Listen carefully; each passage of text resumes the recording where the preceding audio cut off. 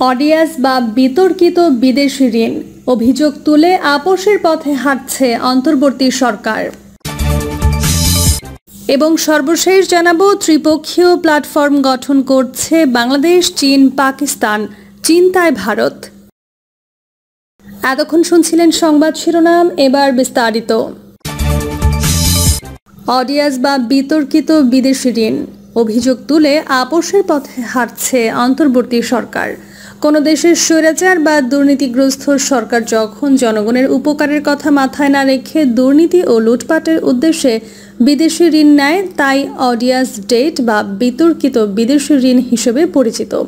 এই ঋণ নেওয়া হয় স্বৈরাচার বা দুর্নীতিগ্রস্ত সরকারের অনিয়ম, দুর্নীতি ও লুটপাটের স্বার্থে। অডিয়াস বা বিতর্কিত বিদেশি ঋণের তাত্ত্বিক ধারণা অনুসারে কোনো সরকার যদি জনকল্যাণের বাইরে নিজের ক্ষমতা, দমননীতি, দুর্নীতি ও লুটপাটের উদ্দেশ্যে ঋণ নেয়, তবে তার বোঝা জনগণের ওপর চাপানো ন্যায়সঙ্গত নয়। আন্তর্জাতিক আইন এখনও এই ধরনের ঋণকে আনুষ্ঠানিকভাবে স্বীকৃত দেয় না, তবে একে অডিয়াস ডেট বিবেচনায় বিশ্বের বিভিন্ন দেশে মওকুফ বা ঋণ পুনর্গঠনের উদাহরণ রয়েছে। গত বছরের জুলাই গণঅভ্যুত্থানে পতন ঘটে শেখ হাসিনার সরকারের। পতিত স্বৈরাচার সরকারের শাসনামলে এমন অনেক মেগা প্রজেক্ট নেওয়া হয়েছিল যেগুলো দেশের জনগণের স্বার্থ রক্ষার চেয়ে উল্টো বৈদেশিক ঋণের বোঝা বাড়িয়েছে। কর্ণফুলী টানেল, পায়রা গভীর সমুদ্র বন্দর, মাতারবাড়ি বিদ্যুৎ প্রকল্প, রূপপুর পারমাণবিক বিদ্যুৎ প্রকল্প যার অন্যতম উদাহরণ। ক্ষমতায় আসার পরপর রাশিয়ার ঋণে নেয়া রূপপুর পারমাণবিক বিদ্যুৎ কেন্দ্র সহ বড় প্রকল্পগুলোর ঋণ চুক্তি পর্যালোচনার বিষয়টি নিয়ে অন্তর্বর্তী সরকারের উচ্চ মহলে আলোচনা চলছিল। তবে এতে সংশ্লিষ্ট দাতা দেশ বা সংস্থাগুলোর সঙ্গে বাংলাদেশের এক ধরনের টানাপোড়েন দেখা দিতে পারে এমন আশঙ্কা করা হয়। এরপর এসব প্রকল্পের ঋণ চুক্তি পুনর্মূল্যায়নের বিষয়টি নিয়ে সরকারের উচ্চ মহল অনেকটা নিশ্চুপ ভূমিকা পালন করেছে। বিদেশি ঋণদাতার সঙ্গে এ নিয়ে আলোচনার বিষয়ে দৃশ্যমান কোনো অগ্রগতিও নেই। বাংলাদেশের অর্থনৈতিক পরিস্থিতি বিষয়ক শ্বেতপত্র প্রণয়ন কমিটির চূড়ান্ত প্রতিবেদনেও মেগা প্রকল্পগুলো থেকে দুর্নীতি ও লুটপাটের বিষয় উঠে আসে। শ্বেতপত্র প্রণয়ন কমিটি তাদের প্রতিবেদনে বলেছে, পদ্মা বহুমুখী সেতু প্রকল্প, Karnaphuli tunnel, metro rail, Padma সেতু, রেল সংযোগ প্রকল্প, দোহাজারী কক্সবাজার রেল লাইন, পায়রা গভীর সমুদ্র বন্দর, মাতারবাড়ি কয়লাভিত্তিক বিদ্যুৎ কেন্দ্র সহ 7টি মেগা প্রকল্পের কোনোটির ব্যয় প্রায় 900% পর্যন্ত বাড়ানো হয়েছে। কমিটির প্রতিবেদন অনুসারে দেশের 7 মেগা প্রকল্পের শুরুতে যে ব্যয় ধরা হয়েছিল, চূড়ান্তভাবে তার চেয়ে 80,000 কোটি টাকার বেশি ব্যয় করা হয়েছে। অর্থাৎ এসব প্রকল্পের উদ্দেশ্যে নেওয়া ঋণের বড় একটি অংশই লোপাট করা হয়েছে। শ্বেতপত্র কমিটি প্রধান ও সিপিডির ফেলো দেবপ্রিয় ভট্টাচার্য বণিক বার্তাকে বলেন, বিগত 15 বছরের শাসনামলে শুধু মেগা প্রকল্প থেকেই লুটপাট হয়েছে তা নয়, সব খাত থেকেই লুটপাট হয়েছে। মেগা প্রকল্পের লুটপাটের ব্যয় এই সরকারকে বহন করতে হচ্ছে। এক্ষেত্রে সবার আগে মধ্যমেয়াদী মূল্যায়ন করা দরকার।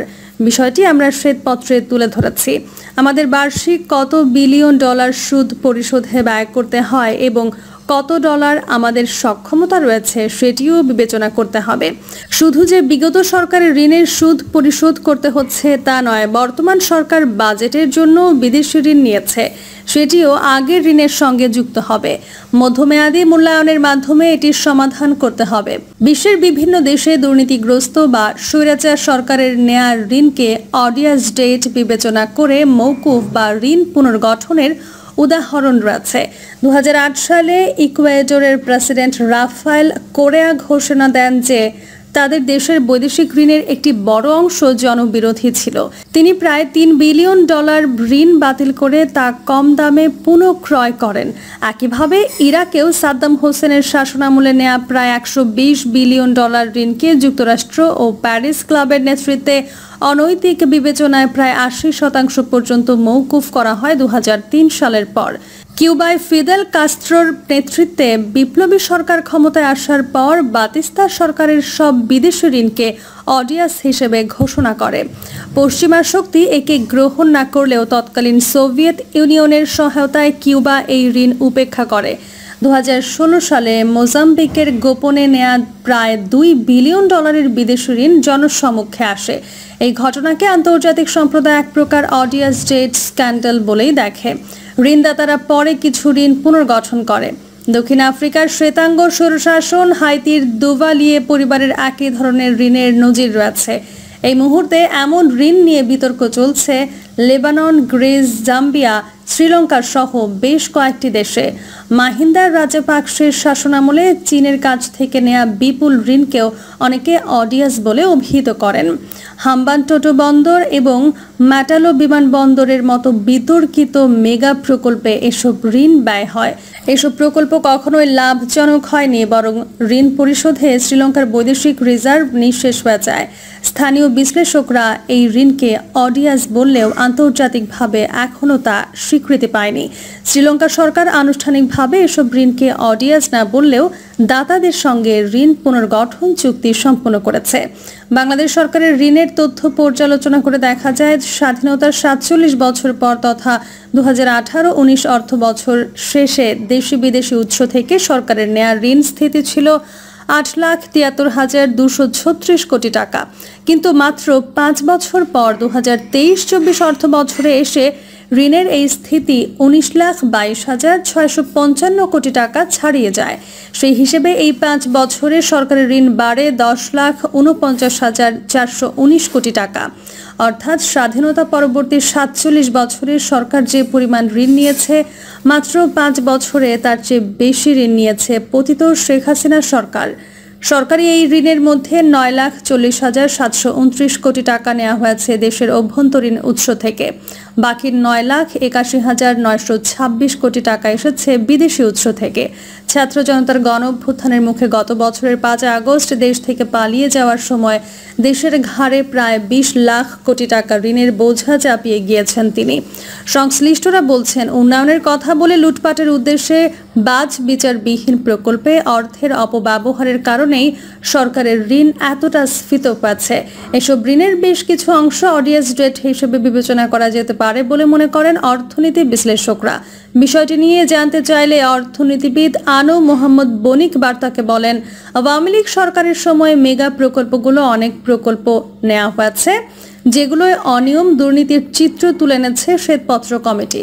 তাদের প্রতিবেদনের মাধ্যমে এক প্রকার স্বীকার করা হয়েছে যে দুর্নীতি হয়েছে, কিন্তু এসব প্রকল্পের অনিয়ম দুর্নীতি নিয়ে যে ফলো আপ করা দরকার ছিল সেগুলো হয়নি।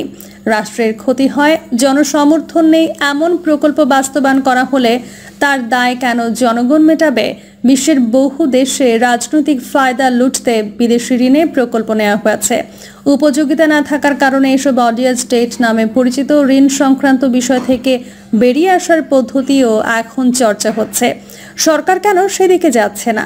এসব দুর্নীতি অনিয়ম খতিয়ে দেখার বিষয়ে আমরা সরকারের কোনো আগ্রহ দেখছি না।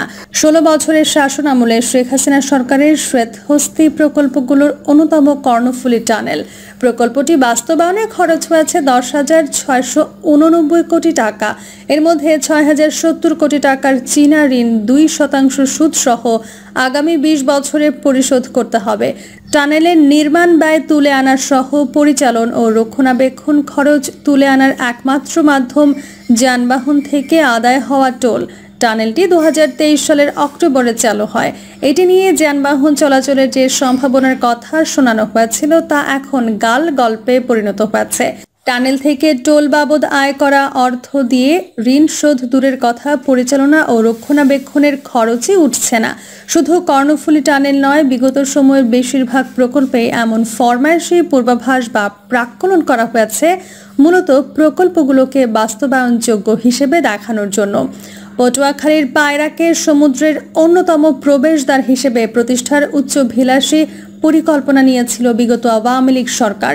বলা হয়েছিল পায়রাকে দেশের লজিস্টিক হাব হিসেবে গড়ে তোলা হবে।